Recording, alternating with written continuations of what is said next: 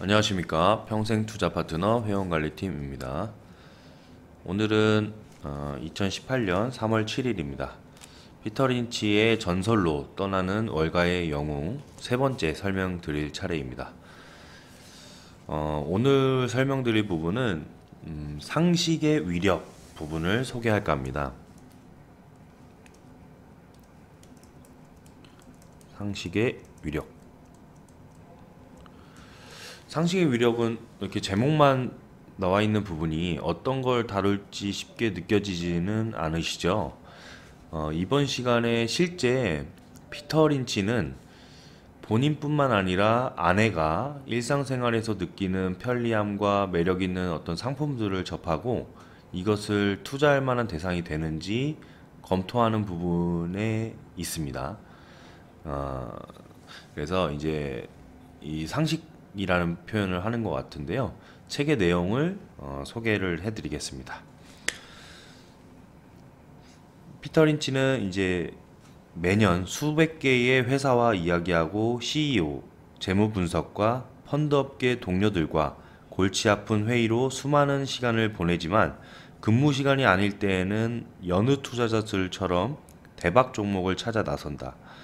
몇 가지 예를 들면 다음과 같다. 우선 타코벨.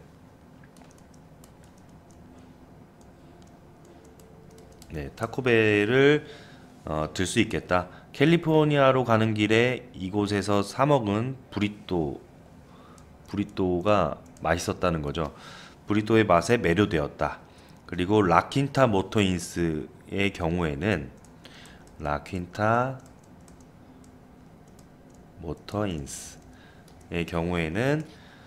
경쟁사인 홀리데이는 많이 들어보셨죠? 홀리데이인의 관계자가 내게 말해주어서 알게 되었다. 그리고 볼보는 요즘에 다 아시는 자동차 브랜드. 볼보는 내 가족과 내 친구들이 이 회사의 차를 타면서 친숙해진 경우이다. 그리고 애플 컴퓨터는 우리 아이들이 집에서 쓰고 있고 우리 회사 시스템 관리자도 업무용으로 몇 대 구입한 제품이다. 그 밖에 이제 SCI 이런 것, SCI는 이 분야와 아무 상관없는 피델리티의 전자산업 분석가가 텍사스로 가는 길에 발견한 업체이고 누구나 아시는 던킨 도너츠.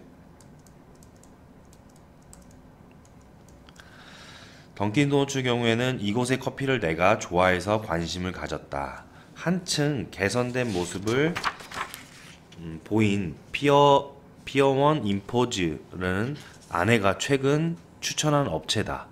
사실 아내 이름이 캐럴린이거든요. 캐럴린이야말로 나에게 최고의 정보원이다.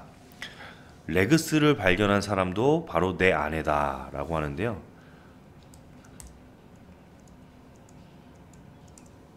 레그스라는 회사는 어떻게 발견되었는지 지금부터 소개가 좀 나옵니다.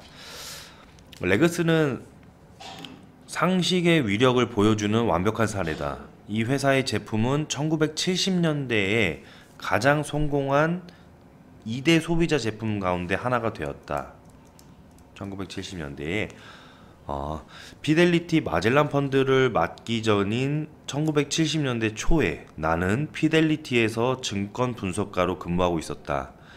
전국을 여행하면서 섬유 공장을 방문하고 이익률, 주가 수익 비율, 기타 난해한 기본 요소들을 계산해 가면서 섬유 업종을 파악하던 중이었다. 그러나 이런 정보 가운데 어느 것 하나도 캐럴린의 정보만큼 값진 것은 없었다. 아내의 정보만큼 값진 것은 없었다고 합니다. 이 레그스라는 회사는 내가 조사해서 발굴한 회사가 아니라 아내가 슈퍼마켓에서 찾아낸 회사다. 화려한 색상의 플라스틱의 달걀 모양 용기에 포장된 레그스는 스타킹이 이 안에 포장을 했다고 하거든요.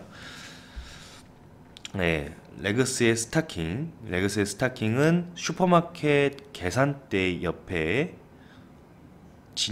진열대를 차지하고 있었다.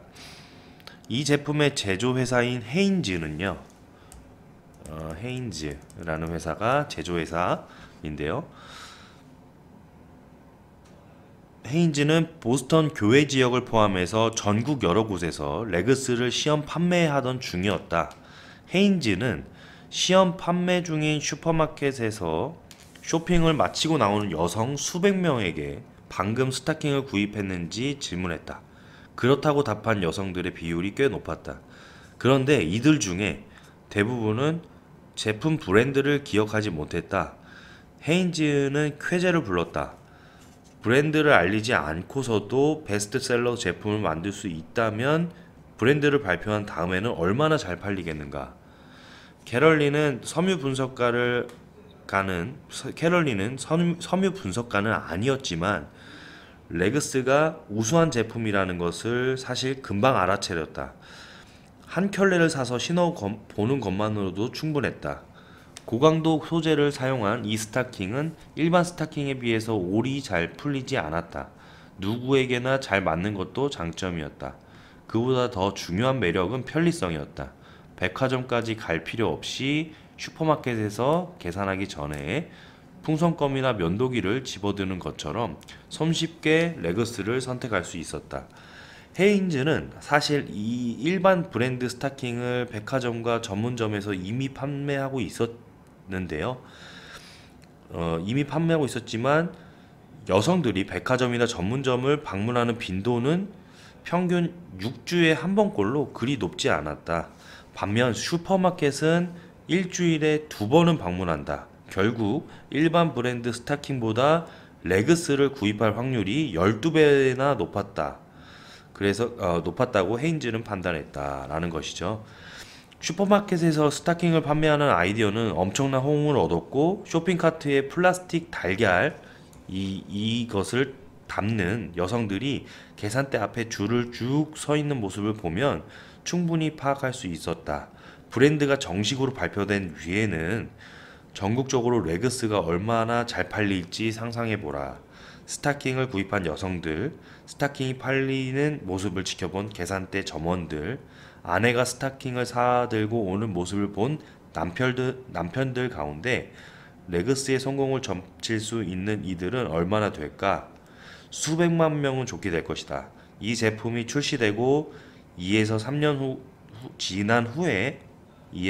지난 후에 수천 곳의 슈퍼마켓 중에 아무 곳이나 둘러보아도 이 제품이 베스트셀러라는 사실을 실감할 수 있었다. 레그스를 만드는 회사가 헤인즈 주식이 뉴욕 증권거래소에 상장되어 있다는 사실 또한 쉽게 알 수 있었다. 캐럴린이 이제 와이프죠. 와이프가 나에게 헤인즈의 존재를 일깨워 주었을 때 나는 늘 하던 대로 이 회사의 스토리를 조사했다. 스토리 조사를 하는 것이죠. 그 스토리는 내가 짐작하던 것보다도 훨씬 더 좋았다. 그래서 탐 브랜즈에 대해 이것은 이제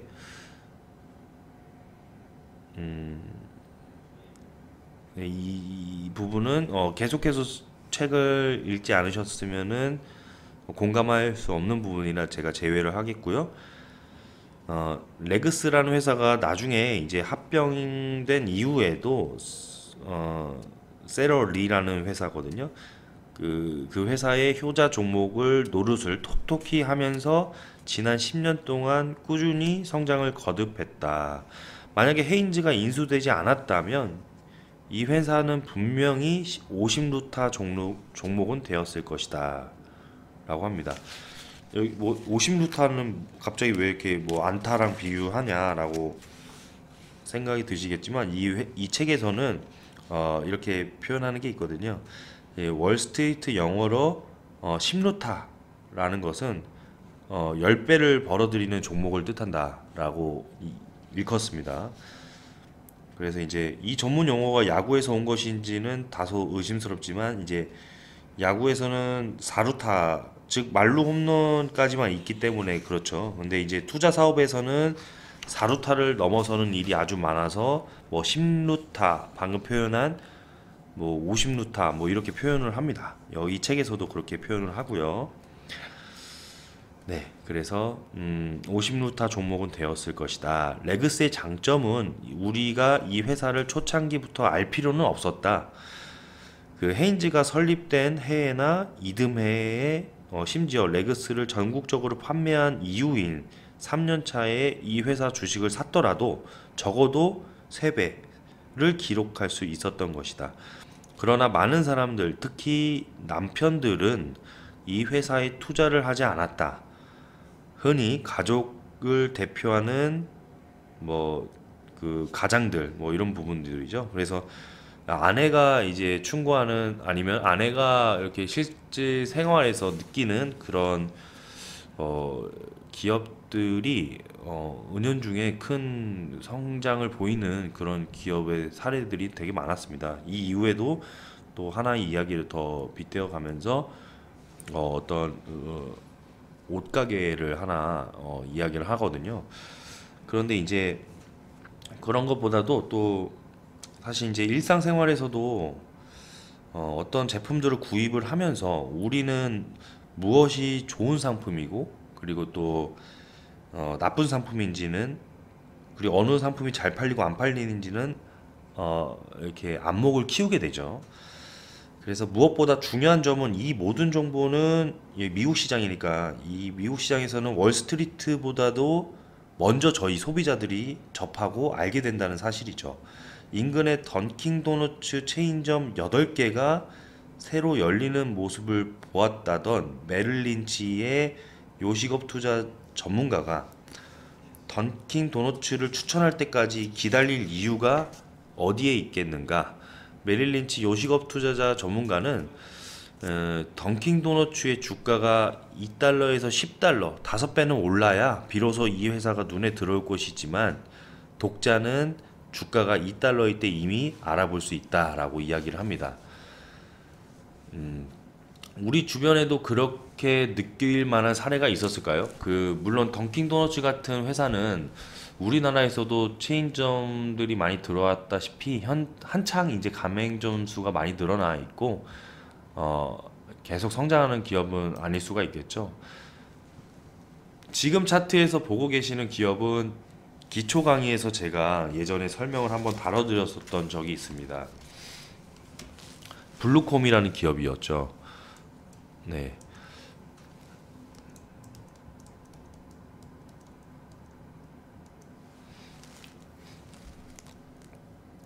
이런 기업도 2014년도이거든요. 이게 지금 현재 이 구간이 2014년도에 정말 괄목할 만한 주가 성장을 기록했었던 기업이었습니다. 블루투스